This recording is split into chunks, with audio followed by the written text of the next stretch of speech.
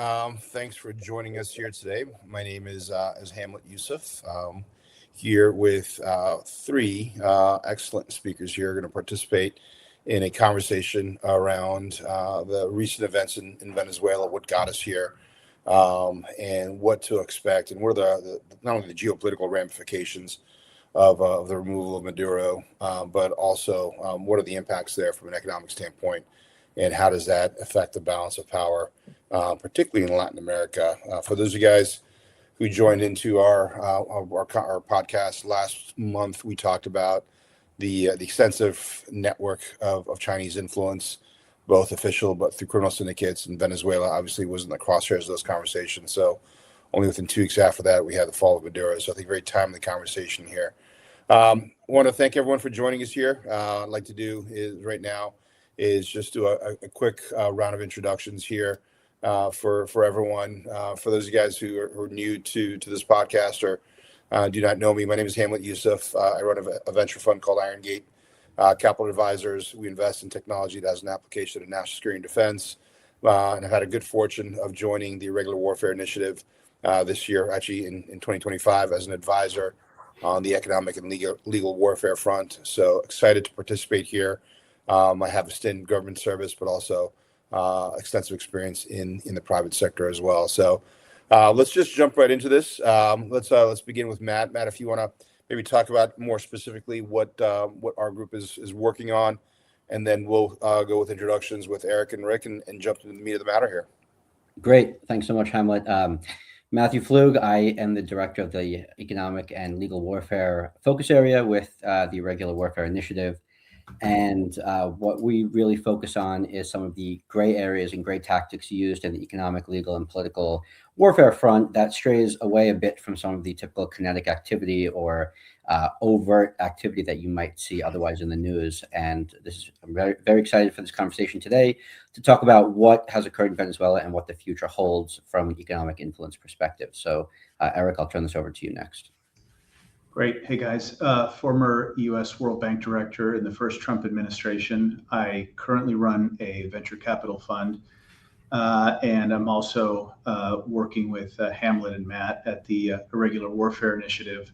What I hope to bring to the discussion is thinking about Venezuelan reconstruction, not just at a superficial level, like, the oil and gas industry, but some very tactical things that need to be done for Venezuela to remain active as a going concern. So over to you, Rick.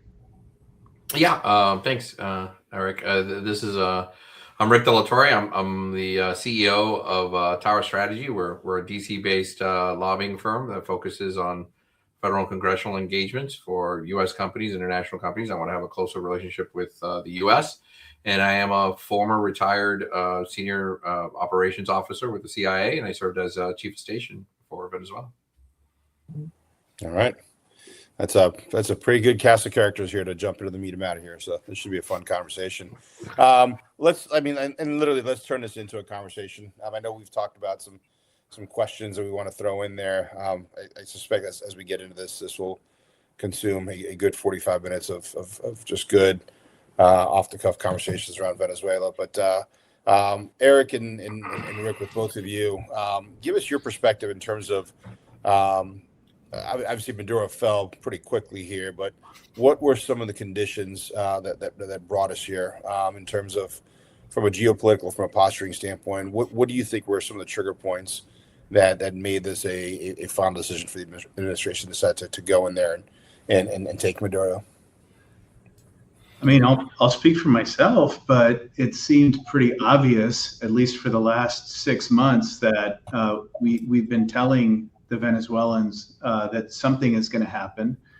Every signal has been given to them, ranging from Tren de Aragua, terrorists in this country, to blowing up narco boats, and whether they took us seriously or not, I think we know the aftermath. Yep.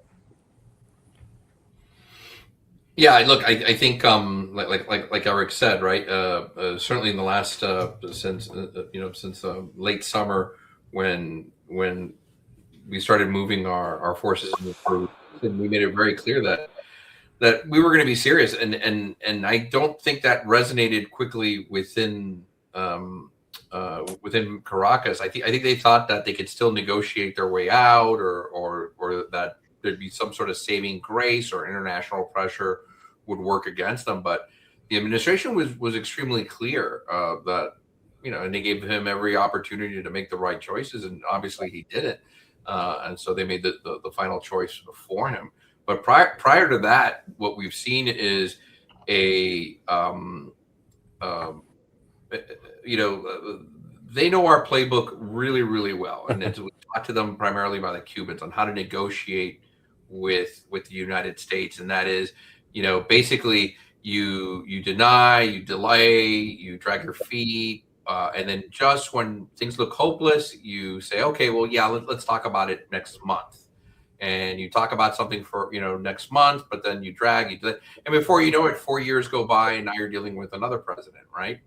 And that's what they have been consistently doing for a number of years. And sadly, there was a lot of folks at the State Department who kind of believed it. They really would fall in. Oh, I made progress today, and we're just one seminar away from solving this whole thing. And of course, anyone who's dealt with these kind of totalitarian regimes, that that's not the case. There's no economic incentive there, or any incentive whatsoever for them to give up their criminal enterprise. And that's what you had, right? At the end of the day, he was a guy who ran a mafia-style criminal enterprise with him at the top. His inner circle were his captains collecting and kicking up to him, and with a very thin veneer of it being some sort of government state. But, none of that was real. None of that was true. And this administration finally put an end to it. Yeah, and if I can just piggyback one more point. On top of all that, Maduro's 2024 sort of re-election was broadly viewed as fraudulent. So the idea that he can claim legitimacy or immunity doesn't really hold up. It was, at the end of the day, a narco state. Let's touch on that real quick, because I think the natural kind of knee-jerk criticism of this is we removed a head of state. This is active war. I think both of you guys mentioned this. The administration, the Venezuelan administration, several senior leaderships, figures within the government, to include the Minister of Justice, Tren de Agua, Carteles del Sol, they're all designated as foreign terrorist organizations. How does that designation, or how did that designation play into the decision to go in there? Because the argument on the administration side, obviously, is this wasn't a removal of a head of state. This was the removal of a head of a criminal syndicate that has been designated as an FTO. How important was that? Well, look, go ahead. No, I was going to say, that designation, right? That designation, what that did was that allowed the President of the United States to access a series of tool sets that in the past he may not have been able to do. And also signals to the intelligence community and our Department of War that they can now use their respective Title 10, Title 50 authorities to carry out the actions that they want. Under covert action authorities that the president issues, powers granted to him by Congress. And I used to, this is the world I used to work in when it came to briefing oversight on our covert action operations. He did everything absolutely legally. He did everything that every other administration has done the same way. There's no reason to notify our U.S. Congress. Like you said, this is not a legitimate presidency. The United States didn't recognize him. Overwhelming majority of countries around the world didn't recognize him, with the exception of the adversaries. So what you really had was every legal standing to do what we did.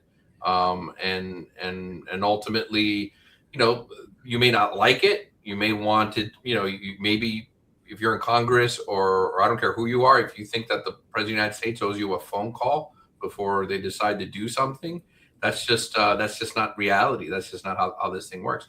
Now, if Congress wants to change the rules, then so be it. Let them go ahead and change the rules. But there was no violation of the War Powers Act. There was no violation of international laws or treaties or anything like that. And they know that. They know that, by the way. Most of the politicians know that. It just sounds well. It rallies people up. And it's one thing for a politician to say, oh, what he did was illegal. But then when you ask that follow-up question, well, what law did they break? Yeah. Then you get crickets. Yeah, what I hear a lot is this was the sovereign head of state, but he really wasn't. As I mentioned earlier, he wasn't really reelected. It was broadly viewed as a fraudulent election. But look, sovereignty isn't a get out of jail free card. Maduro's been indicted by the U.S. He's been widely accused of human rights groups of torture and extrajudicial killings, political repression. And international law exists precisely so people that have been accused of these crimes can't hide behind borders. And it's really the same logic we used with Noriega.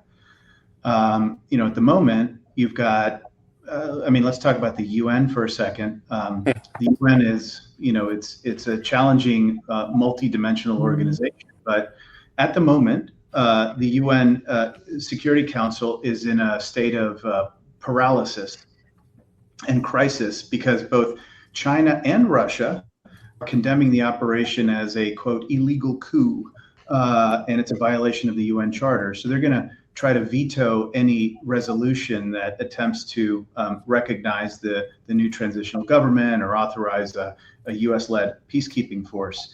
So there are forces that, for whatever reason, wanted Maduro to stay there. But who are they? The Iranians, the Cubans, the Russians, the Chinese, the North Koreans. So, if these are the people that want Maduro to stay, right, something's wrong. Yeah, exactly. Yeah. Rick, you brought up a good point earlier in a comment you made regarding the current leadership in the country or how that looks in the future. So to bridge what has occurred to what might happen or what will happen, how do you foresee the situation playing out in terms of stability, in terms of relationships with the U.S., and do we see any parallels in terms of, for example, what has happened in Syria with respect to treaties? With respect to the reduction of sanctions, or with respect to an ongoing relationship? How does that play out? Yeah, look, I think I think the way we handled Syria may serve as a bit of a template for how we may handle Venezuela, right?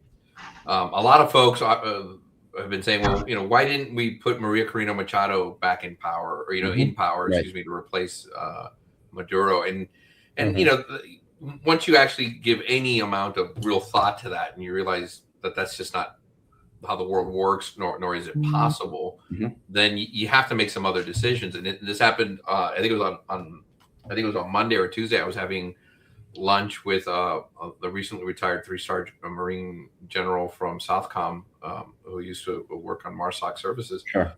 But we were chatting, and he got it right away. He's like, "Look, you deal with the situation that you have. You can't you can't make that up along the way. You removed Maduro. Guess what? The hospitals still have to be open. The water still has to flow. Electricity still has to be on. You need somebody on the ground who's going to be responsible to do all that stuff." Yeah, there is a strong opposition community, Venezuelan opposition community and leaders, but they're all in exile. None of them are in the country. So you got to pinch your nose. You got to pick the one who's the least harmful, and deal with that for the short term. And I think that's what we're at right now. We're dealing with that in the short term. I'm interested to see how the administration is going to handle some of her recent behavior and what she's, and some of the things he's done. But the actions obviously speak much louder than the words. And what the actions we've seen is complete compliance when it comes to U.S. demands. They released all the last news update I got. They released all the Venezuelan dissidents that had been arrested in jails, and that was upon the president's request. So I think this is moving in the right direction, and as the security situation improves, then we go to that next step, and that next step being, okay, well, how are we going to take the resources from the Venezuelan oil? How are we going to take the resources from Venezuelan critical minerals and their extraction economy and reinvest that in such a way that it benefits the infrastructure and the people of Venezuela? So So I'm confident there will be elections. I'm not personally. I'm not that convinced if Maria Corina Machado might be the right person or not. She certainly has the political will of her, the people with 80%, approval ratings and the vote results in the 24 election. But she was elected to be vice president, not president, right? Mhm. So I think the administration is very concerned about this smelling of illegitimacy in any way, shape, or form. Right. And if they just said, "Okay, you're the president of Venezuela," well, then you guys know this, right? Every critic is going to say, "Well, that's just a puppet," and there would, so fine, we'll have open elections, we'll let everyone vote, and we'll honor that. Interesting. Okay.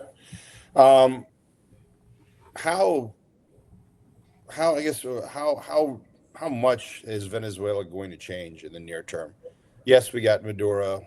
Yes, this has a strong signal, but was it Cabello, the Minister of Interior, some of the other senior government officials who are long suspected of being heads of the cartels, Right. they're still in power. So is the current president just a puppet, and the narco regime is still intact, or how is this going to change other than the fact that we got a high profile, quote unquote, cartel head?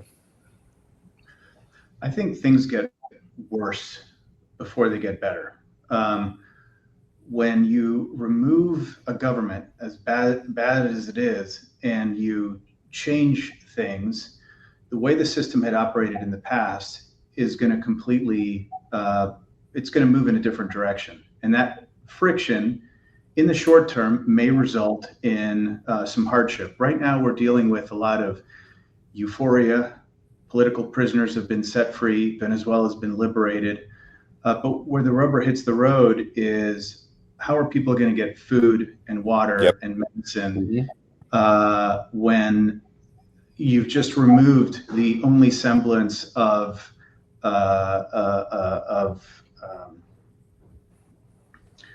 stability that the country had, as bad as it was, and that's been replaced with something else. So we need to really start thinking about the humanitarian response. We need to start thinking about the dollarization of the country. Right now, Venezuela is a de facto dollarized state, right? Nobody uses the local currency given inflation and so forth. How do we make things easy for people? And Venezuela has a lot of single point of failure vulnerabilities, which we can talk about later. Well, Eric, what role do other regional players have in maybe let's not get too far ahead in terms of reconstruction, but in terms of maintaining that stability that you just mentioned in South America? And also, what responsibility does the U.S. have or have not to Venezuela now at this point?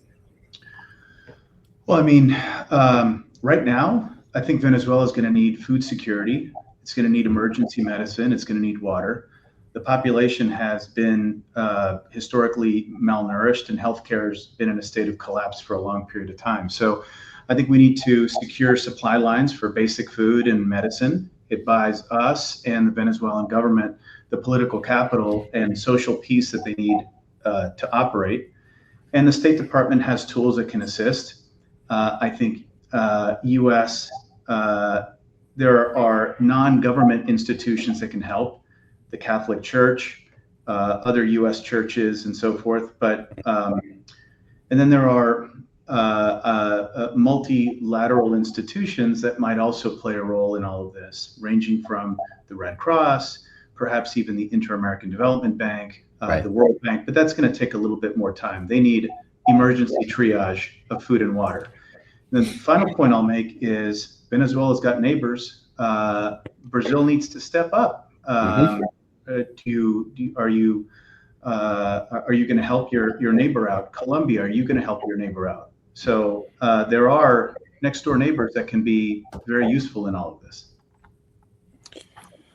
A question on that front, then, if there is going to be a push for obviously outside help to come in and stabilize Venezuela, and there's obviously a pretty vibrant community down in Miami that's eager to do this. Obviously, the U.S. is going to want to play a part.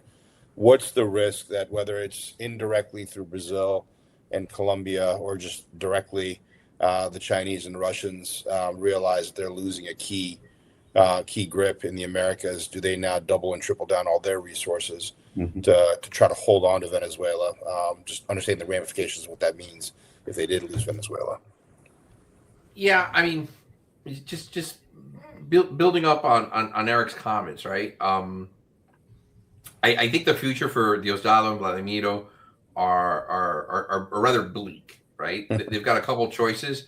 One is, and either way, they're both ugly. And I agree with the statement that things could get worse before they get better, and that's really what the administration needs to focus on. Right. I can envision a scenario where Delcy continues to get on the microphones in Caracas and say, I'm in control, I have legitimacy, we will never bend the knee to the United States. But then, her actions are, of course, bending the knee to the United States at every opportunity. However, what she's hoping for is to get some legitimacy from third parties, from other countries, some recognition. And then you can see a scenario where U.S. aid is somehow tied up or isn't getting to the folks that it needs to get to. You've got the mass protests. You've got, people hurting. And then that gives her an opportunity to point to the United States as the problem behind all that, not her, right? That's the United States. That's the problem. And then that then opens up the opportunity for the Chinese or Brazil, the Cubans, certainly the leftist side of Latin America and elsewhere to come in and fix the problem, right? To solve the problem, because the U.S. can't be, isn't good at this. That, that's something that I think is in that realm of possibility. In a weird way now, the United States has to protect Delcy, has to provide her physical security, because you could see a play where Vladimiro in particular and Diosdado, probably Diosdado, sees that, okay, Russia doesn't, I can't move to Moscow. They won't take me. I'm too hot. I can't go to Cuba. Cubans won't take me because I'm too hot. I don't want to live in Qatar. I don't want to live in North Korea or whatever, right? Beijing will probably take me, but I'm too old to learn a new language. Instead, what I could do is I can try to ferment resistance and violence on the streets here, and maybe if I do that, then I might get some support now then from the Cubans, I might get some support from FARC-D and ELN and others, right? And then maybe the Americans will just like they do with everything, lose their patience and move on to the next thing, and then and then I get to stay, right? That I think is something that probably he's seriously considering too. But I also suspect that there's people in the United States at the Department of War that are thinking, if we see Diosdado, drop a Predator on his head. If we see Vladimiro, drop a Predator on his head. And I think that's always an option for us if they go down the wrong path, right? Because there's still warrants out for their arrest, right? They're still indicted here in federal courts. So if they step out in the wrong way, then they could be there could be kinetic action against them because of the fact that they do head up DTOs. Yeah. Rick, can I just a quick just to build on something that you mentioned a moment ago, and maybe a bit of a spicy question here, but like what I mean, if you put on your old hat for a moment, or what can the U.S. or what is the U.S. doing behind the scenes in order to balance the delicate diplomacy with Delcy Rodriguez, as you mentioned a moment ago? She might say whatever she wants, but behind the scenes, something entirely different might be happening. And how are we using that to our advantage to keep, for example, the Iranians and the Russians out of Venezuela, or to push them out? Well, the dynamic there has not changed, right? I think the Cubans now have, and you're seeing a little bit of that in the way they're talking now. Diaz-Canales recently gave a talk, and he talked about that maybe there's a problem with the way we do communism. Really, no doubt. This is like, and it's like I thought that was like earth breaking that's not on the lead on every newspaper around the world, right? But that maybe we're getting this wrong somehow. I think the dynamics changed on Saturday morning when the United States woke up and we now control the largest oil supply on the planet, right? Yep. We can now keep oil prices at $40-$45 a barrel, even lower if we wanted to. What does that do to the Russian economy, right? Absolutely. Right. So now we've got leverage now in negotiations when it comes to Ukraine, which is something that perhaps we didn't have before, right?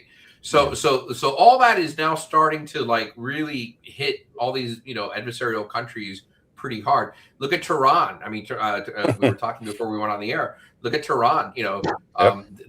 Right now they can't even find Venezuela on a map if they had to, because they're dealing with so many of their own internal issues at the moment. It's not even. It's just not on their radar. The other thing with Cuba too is Cuba was smart, right? Cuba is like that cat that has 9 lives, and I think they're running out of lives already, because you had the fall of the collapse of the Soviet Union. Everyone thought they were on the ropes. Along came Chavez, and then that just prolonged the pain and suffering. Yep. Now, I think starting in 2024, in anticipation of the elections, the Morena party with AMLO back down in Mexico, that's where they really started to make some inroads, and they were then getting oil for free from Mexico. That's now being turned off, right? Because the Morena party can't continue to explain to the Mexican people why poor Mexicans can't afford gas prices, but they're giving it away to the Cuban regime.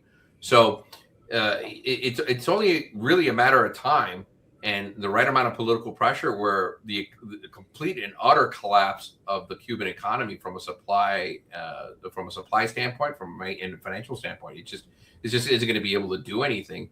So a lot of our adversaries right now, they've been hobbled in so many ways. Russia's got the Ukraine issue. They're not going to pay attention to Iran, and China, I don't think is going to risk any Chinese lives over this issue either. So I think Maduro is utterly alone.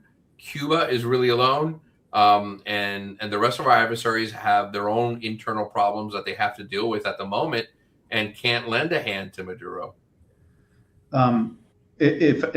To unpack that a little bit, potentially for audience members that don't understand the relationship between Cuba and Venezuela, and you mentioned Mexico as well.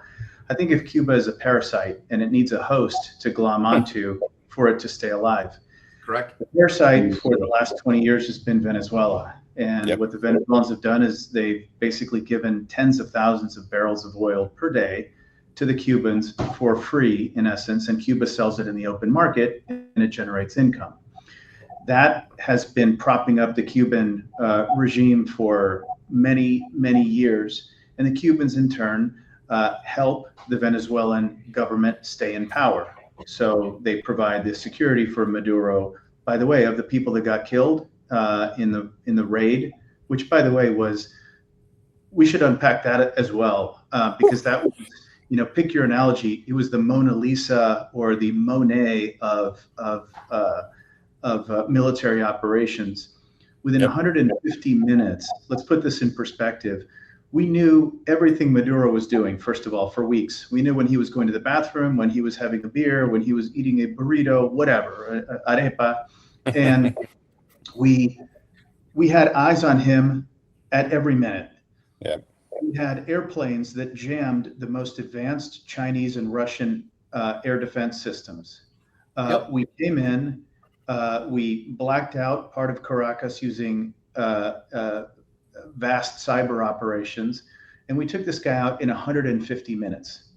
Every adversary on the planet is looking at this, and I would be very concerned. And I think the Cubans should be very concerned. The Cubans are no longer receiving any oil, and they've got to figure out what they're going to do. Maybe they glom onto Mexico as the next parasitic host, maybe not. But back to the earlier points that you guys mentioned, Rick, I'd like to get your thoughts on how the adversarial universe of Iran, China, Russia, Cuba, etc., wouldn't be fomenting dissent right now. They're looking for ways to stir up trouble. And by the way, not just in Venezuela, but the pro-Maduro rallies that you see in the United States are financed by a guy named Roy Neville Singh, who is living in Shanghai and funded by the Chinese Communist Party. And he's a billionaire living in China, financed by the Chinese, and supporting pro-Maduro protests in the U.S. Now that's happening in Times Square. I can only imagine what's happening in Caracas, and I don't think that the Chavistas are like baking cupcakes and singing Kumbaya. They're looking for ways to disrupt the system and to mire the United States in this bog of geopolitical problems and to keep us down and to see us fail. Right? Yep. Absolutely. Yeah, absolutely. Yeah. Look, if you think that my comments regarding Venezuela serving as a launching point and spreading chaos was only limited to our southern, south of our border, you're mistaken. There's been there's been some open source reporting now, where and this started under Chavez and continued under Maduro. It started right after the destruction of Hurricane Katrina in New Orleans, and a lot of leftist organizations kind of rallied to there and started participating. People were coming in from Portland and from Los Angeles and Seattle, and Chavez then started flying them down to Mexico. To Mexico, to Caracas, and would host them and feed them and pump them up, and then say, "Hey, I want to support your organization. You're doing, you're doing great work. Here's a whole bunch of money. Go back and do, horrible things, and let's stay in touch, right?" So I can't help but feel that that's a lot of what was probably happening with BLM and Antifa and a lot of the stuff we saw recently too, with Maduro supporting it in one way or another. I'm hoping that now that he's a guest of the U.S. Justice Department's federal penitentiary system, that and his personal relationship with the DOJ continues to grow and expand, that he'll start shedding some light on not just where he's put money throughout Latin America, but also perhaps here in our own country too, right? Yeah. So it may merit to do like an audit of U.S. politicians that have visited Maduro in the last 10 years. And kind of ask them the follow-up questions, because that's not uncommon for these guys. They spread that money around. Why DOJ does not go after guys like Singh and others who and they don't even hide it. It's not even like they're trying to hide it, right? It's amazing. Those placards that were beautifully printed and and laminated, and all in the same script were being carried within hours. And the man on the street reporters would ask him, well, what's your problem? What do you know about Maduro? And none of these people knew anything, because they're all paid, paid protesters with a willing media who wants to amplify it and make it into something that it's not. The real live shots of the hundreds of thousands of Venezuelans in major capitals around the world, that's the reality. Not five hippies standing on a street corner in Times Square. By the way, this has been going on for many years. This should be a nonpartisan issue, and I don't want to turn this into a partisan point, but you guys, I'm sure, undoubtedly know that Karen Bass, the mayor of Los Angeles, was involved with the Venceremos Brigade. So back in the mid-'70s, she was an organizer, and she participated in this pro-Cuban solidarity group that organized trips for young Americans to visit Cuba and to work on construction projects and show support for the Cuban regime. So there are high-level politicians in the United States that actually, for whatever reason or other, do support what's happening, or don't support the removal of Maduro because they support the regime. Now, I'm not going to put words in her mouth. She may or may not, support Maduro, but there are people in this country that do. Yeah, Yep. this is an important theme, and this is probably going to be the subtext of additional calls I'd love to do with you guys. But what we're talking about now, this is very quickly now morphing from getting a narco head out of a country that's a member of a foreign terrorist organization to really talking about some meaty stuff in terms of how does this play in the overall context of irregular warfare, and how does irregular warfare, how is that being waged against us in the Americas, but also inside America, using commerce, using media, using kind of the soft power of cognitive warfare. This is all stuff that's been laid to bear over the last couple of years.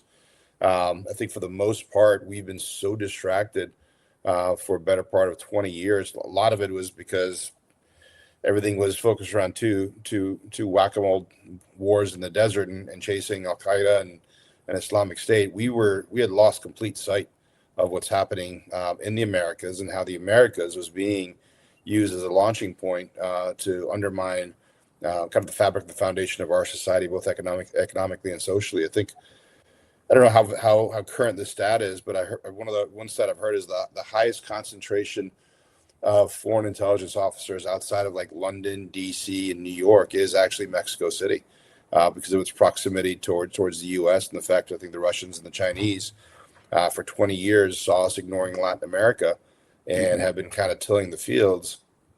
I guess before I get off my soapbox here, how much of a destabilizing factor is losing Venezuela, using the cash flows that's coming off of the illicit oil trade?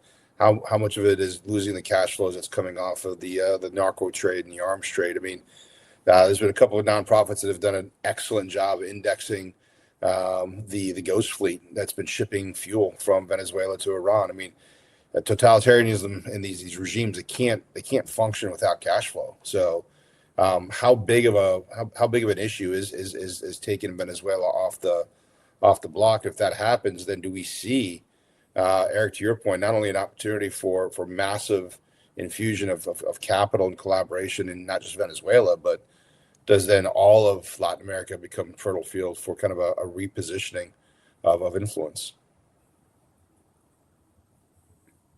Look, the only comment I would make is if you read the National Security Strategy, many people in the audience don't know what this is, but every couple of years the U.S. puts out a strategy. It's like 29 or 30 pages, and it says, hey, these are our priority areas. This is where we see the world geopolitically. This is where we're going to focus. And there was a tremendous amount of emphasis placed on, let's call it the Neo-Monroe Doctrine, or reshoring ourselves to and protecting the Western Hemisphere. So it's been out there for a couple of months now, and I think the United States is going to take a deeper look. Like the Eye of Sauron is actually going to focus on its own backyard. That's a great point. Yep, absolutely. Eric, you made a comment earlier or at the beginning of our session about how it'll get worse before it gets better. If we're looking out, maybe, I don't know, projecting out 6 to 12 months in the medium term, what do you see from the U.S. private sector or globally the private sector in terms of Venezuela, from not just from a reconstruction standpoint, but more pointedly, as Hamlet said, on the oil and energy space, on the critical mineral space, on trade generally? I mean, how does that shift? And how can that be to both parties' advantage? Look, if I were advising the government, and I'm not, for the record, but if I were, I would say that Venezuela has 2 or 3 or 4 single points of failure, right? And let's begin with electricity. You can't pump oil or refine gas or do anything without the power grid. Venezuela has one of the world's largest dams. It's called the Guri Dam. And securing the perimeter of that dam is probably the single highest value security objective for the U.S. So to underscore the importance of it, it supplies roughly 70% of Venezuela's electricity. It's like an 11 gigawatt dam, which makes it like the 4th or 5th largest in the world. And if anybody, a saboteur or whomever, destroys the turbine hull, the whole country goes dark for generations. So that's kind of important. So that's a single point of failure. The other single point of failure is the San Jeronimo substation. So it's basically the traffic cop of the electricity grid. It sends power from the Guri Dam to Caracas. And so if this substation is blown up and the dam continues to spin, Caracas gets no power. So that's Right. another point of failure, and somebody's got to have eyes on that. There's effectively one major marine terminal that's the only door out for oil. All the crude from the Orinoco Belt is processed and loaded onto ships from that one port. And if somebody sinks a ship in the channel or destroys the loading arms, Venezuela exports zero. And then I can think of maybe two more things that we need to think about from a security perspective. But one is there's a refinery complex in the state of Falcón in Venezuela that is the largest refinery in the hemisphere. It makes all the gasoline that all of Venezuela needs for food transport and trucks and all of that stuff. So again, what I'm talking about are single points of failure. There's effectively one landing spot where all of the fiber optic communication cables come in. It's called Camburi Chico, and it's the landing station for most of the subsea cables. So these are pretty important things for us to think about. Sorry, the final one that comes to mind, as I'm sure you guys know, the oil that Venezuela produces is very thick. It's like tar or molasses, and it can't flow through pipelines. So it's got to be mixed with something called diluent, which in layman's terms, think of it as like paint thinner that basically thins this stuff out so that it can pump through. If the lines for the diluent are cut, then basically all the oil just gets constipated in the pipelines and nothing happens. So I don't know who's thinking about these things, but these are super important issues, single points of failure that need to get resolved, because if saboteurs, be they Diosdado Cabello and his group, or some rando general that is now losing his source of income because Maduro's gone, or the Cubans, or whomever, I don't think they're just going to be sitting idly by while the United States effectively takes control of the Venezuelan oil fields. That's just my take.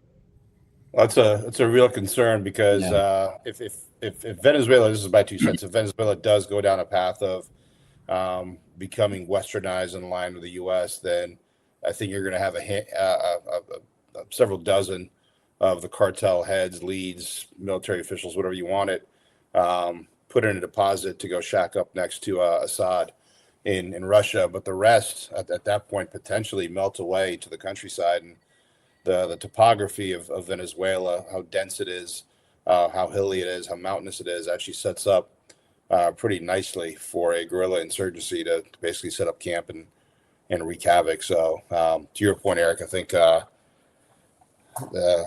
the way we would put this. The end of the regime and dominance is beginning, but we got a long ways to go at this point. Rick, are U.S. government agencies thinking about this, and are they going to do something about it? I hope so. I really do. I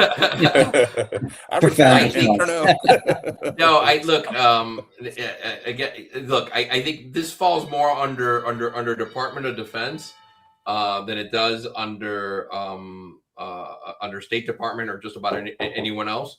So I think what we're going to see is some of that stuff will become clear as the days and weeks. I think comments like Eric, which are just so perfectly spot on, are exactly the kinds of things that they need to be made aware of. And I also think this administration is actually turning more and more towards the private sector to look for some of these solutions as opposed to the United States. So if the dam itself needs to be managed a little bit more effectively, then maybe someone in the private sector can focus on that. If the terminals that were nationalized is something that needs to be refocused on again, then that's something that they can do too. So all these things are currently right now in play. but can you?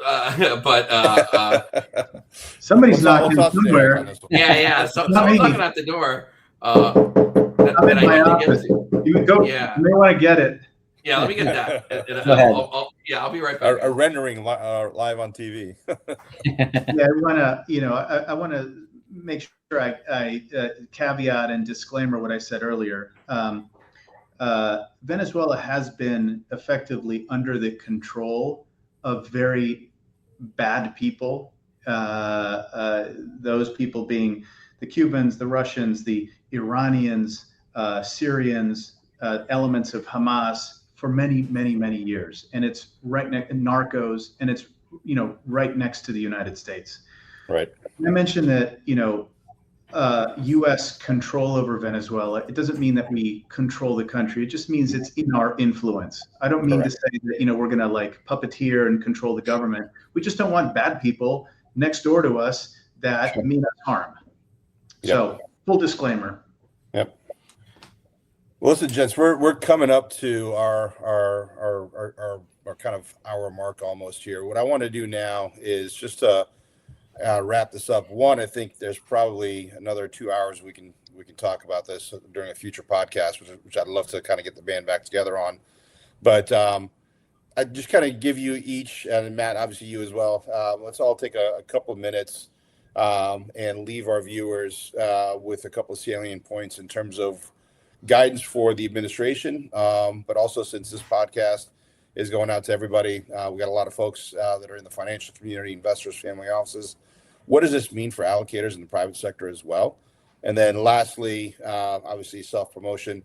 If someone needs to get a hold of you, if there's anything you're working on that you want the broader audience to learn about, understand, please share as well. So Eric, let's start with you. Go to Rick, Matt, and then I'll sign us off. Sure.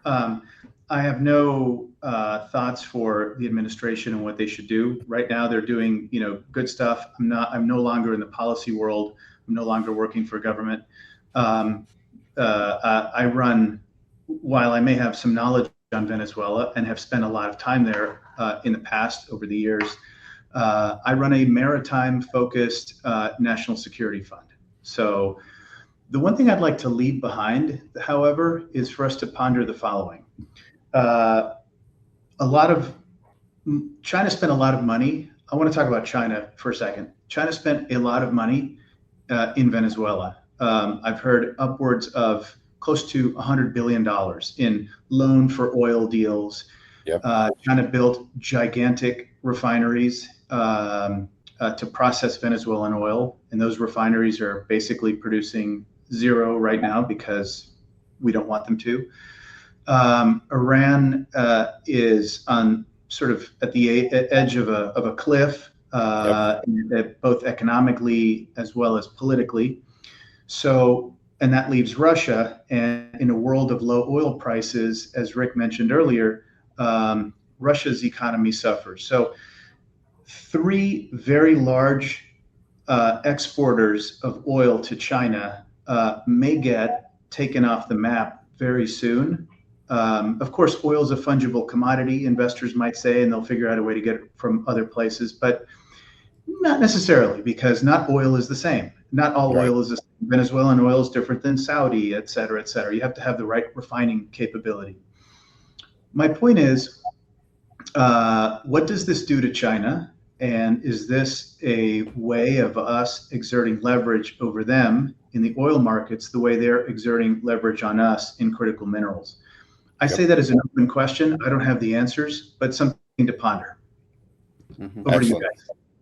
Yeah, really good, brilliant point. Absolutely brilliant point. I think you nailed it right on the head.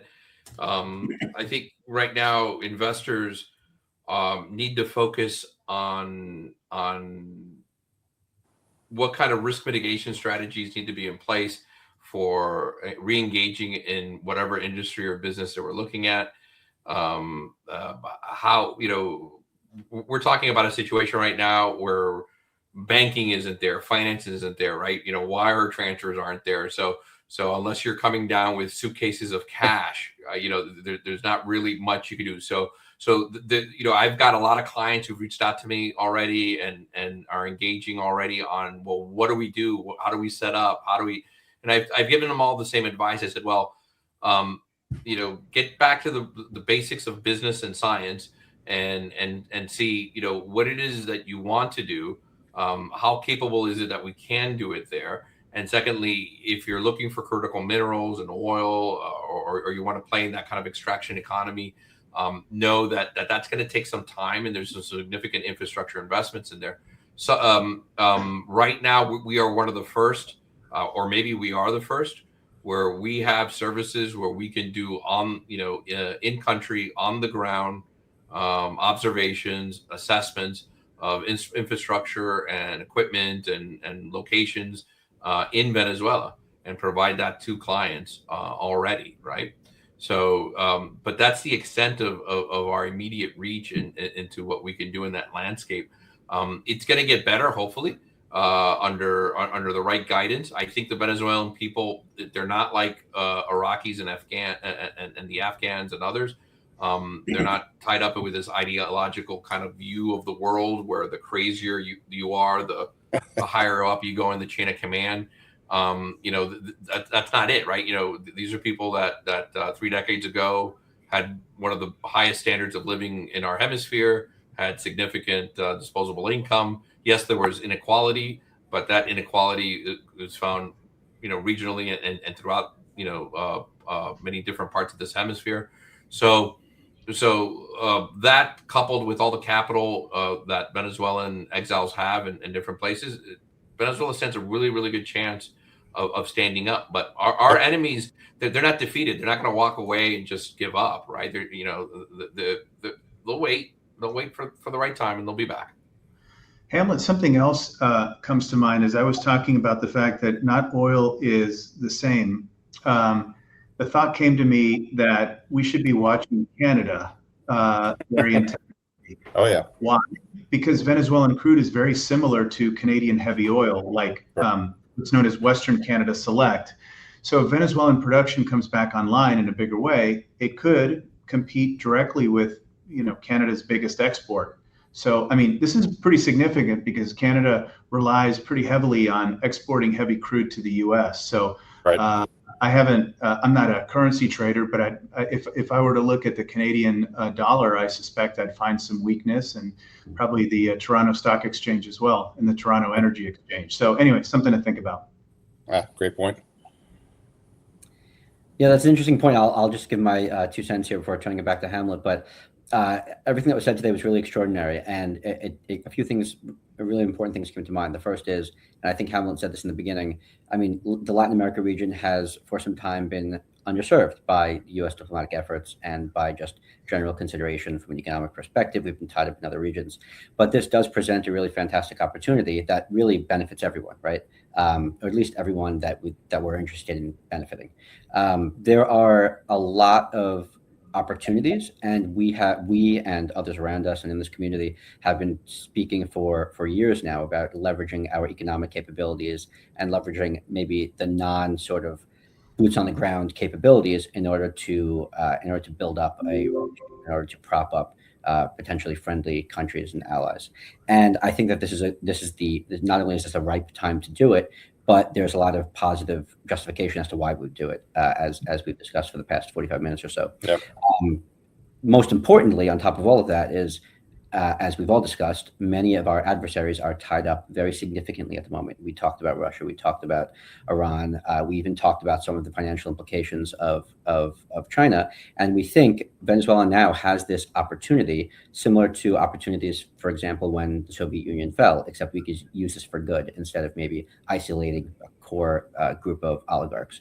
Or if we look at Central America during the 1980s, when financial institutions came in because of the financial situation, the financial distress, there are opportunities now for U.S. institutions, banks, oil companies, whatever have it, and we could discuss this in another session, like you said, where they benefit, but the country then benefits, right? So both parties really have the benefit of the bargain, and that's something that I think that we were all trying to get at on this discussion today. We don't want a puppet state. We want to have an ally. We want a friend. We want to better the region. So I'll pause there and turn it back to Hamlet to wrap up. Yeah, Matthew, that's a great point because I think the Chinese messaging is you don't want the greedy Americans to come down and take over Latin America, but I mean, what are the Chinese doing? I mean, they're basically setting up non-performing payday loans to all these Mhm. countries, their natural resources as collateral, and Chinese military-age males are coming in and doing the jobs. So Mhm. I think what we're talking about here is advocacy for true irregular warfare that taps into the private sector. I think there's a lot of capital in the private sector that's looking for unique places to put it to work to do well, but also do good. And this is obviously Eric and I are in the venture business, and we're investors in defense tech. But the reason we're doing this is we understand there's a greater geopolitical play to be had. And I think if you look at this current administration, in my years of government, my years in the private sector, I've never seen an administration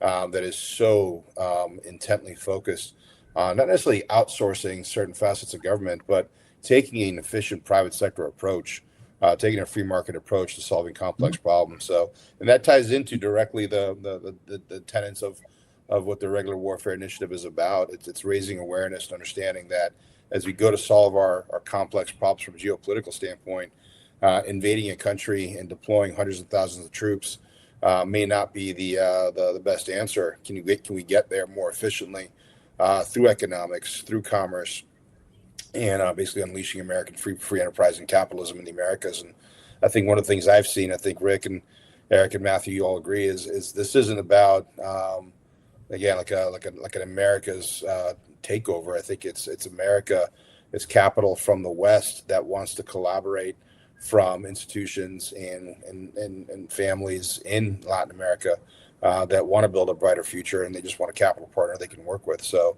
it's exciting. I think there's a lot to be said about a fortress North America or a unified Americas as a vibrant economic trading bloc. I think the removal of Venezuela sends a stark message. It cuts off the narco illicit oil trade coffers, or cash of coffers that's going to stabilize countries like Cuba, acting as a lifeline to the Iranian regime. So I think the ramifications of this are going to be profound. I just don't think it's going to happen overnight. So I think I'll be prepared for that slog. But Rick, to your point, and Eric, if you're well positioned from an investor standpoint, from an allocator standpoint, and you have access to unique insights and information, there's a lot of good to be had, and there's a lot of wealth to be created. So excited about that. Anyways, rant over. I want to thank you all for your time. Very honored to have the opportunity to participate with the Irregular Warfare Initiative on this one. Rick, Eric, as friends and colleagues, thank you for making time for this.